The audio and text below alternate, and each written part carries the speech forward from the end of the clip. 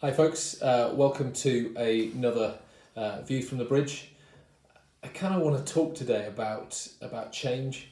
Everything seems to change every 5 minutes at the moment. We're always looking for the next update and what's going to happen next. We came out of lockdown and then it's like, well, what's different? At least we go to church, you know. But then maybe we're not coming to church because maybe that's not the safest for us right now. So, you know, there's change and there's not change and there's frustration and there's all the rest of it. But I've had this. We don't really do old hymns, do we? But I've had this old hymn going round my head, or a line from, which is "Change and decay in all around I see. O thou who changest not, abide with me." There is a sense that, you know, I love change. I mean, I'm a bit weird in that I like change with a bit of stability now and again, and most people like stability with a bit of change now and again. So, but even I'm getting a bit sick of the speed of change and keeping up with whatever's going to happen next this year. But I understand that at the moment, in the midst of all that's going on through the pandemic, there's also quite a lot of change going on around the church.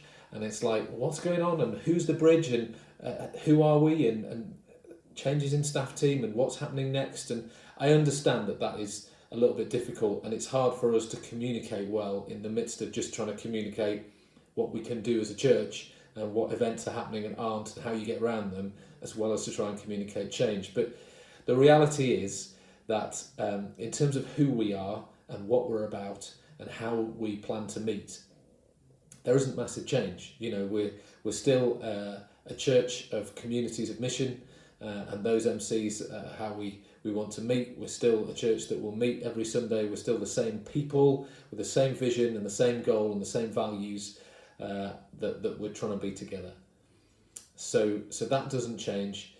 And in terms of personnel, people moving on from staff team, yeah, there's been a bit of that change through this year, but and there's a few more rumblings of that going along. But with one exception, those people are still part of us as a community and still here. And so, you know, we're adding people, not losing people. And it's good growth and it's good preparation for what I believe God has for us in the future and His vision that we're leaning into. But the end of that line is, abide with me. And John 15, which is a lot of which is about abiding in God, is been my verse this year. It's been the verse that sustained me through this year. And that's why I'm in this room, so you can see behind me this tree, which is more root than tree, which the lovely Sarah Marshall painted for us when we first moved in here. And it was just a sign that what God was calling us to do was to build our roots deep here. And I think it's also been true for us as a church in terms of building deep roots and setting the foundations of the church. And it feels like we're coming to the end of that, setting the foundations, and next year hopefully building the first floor and going into the next phase of what God's building and growing here. So, but it's that rooted and abidedness. Anyway, I've just made a word up.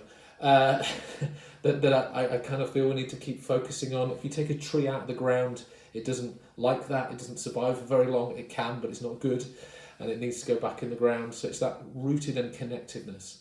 And when we go through drought and difficulty and change and stress, when it's a drought, the tree puts down its roots even deeper and then can flourish even more when the rains come and normal things come back. So this is a season of change and decay in all around I see. O thou who changest not, abide with me. Let's go deeper. Let's abide. Let's stay connected.